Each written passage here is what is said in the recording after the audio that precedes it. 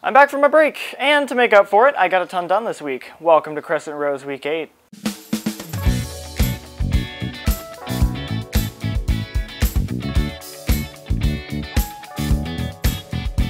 I started out this week by cutting out the front blade. I used 1/4 inch because it's pretty thin. Now, unlike the other parts of the blade, this is only a single piece, as opposed to 2 double sides. But it does have a circular disc that attaches to the rest. So I cut out 2 circular pieces, shaved them down, and then sandwiched the blade in between them. I did some extra work to the large blades as well.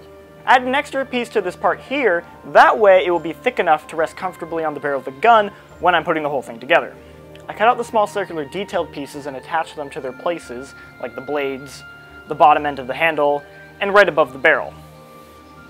Now for the barrel tip and the ring right above the trigger, I ended up having to make those out of PVC, meaning that I couldn't use the wood glue I've been using for everything else. So alternatively, I used a small amount of epoxy.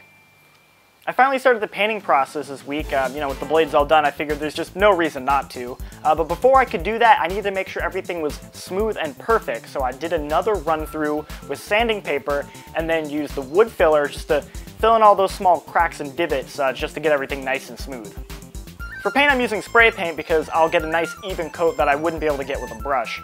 Before I actually get to the colors, of course, I have to prime everything down and then sand it once again, make sure everything's good.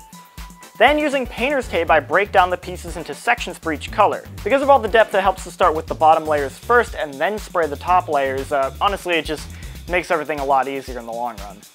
This process takes a little bit of time because you have to wait for each section to dry before you can then take off the painter's tape, put it on the new section, spray paint that, and then wait for that to dry and so on and so forth. But once it's all done, the whole thing will be nice and finished, and then I can finally just put those aside until the rest of the thing is done before I put it all together. And that's this week's video. It's finally starting to come together, and I can't wait to see the whole thing finished. Thanks for watching, and I'll see you next week.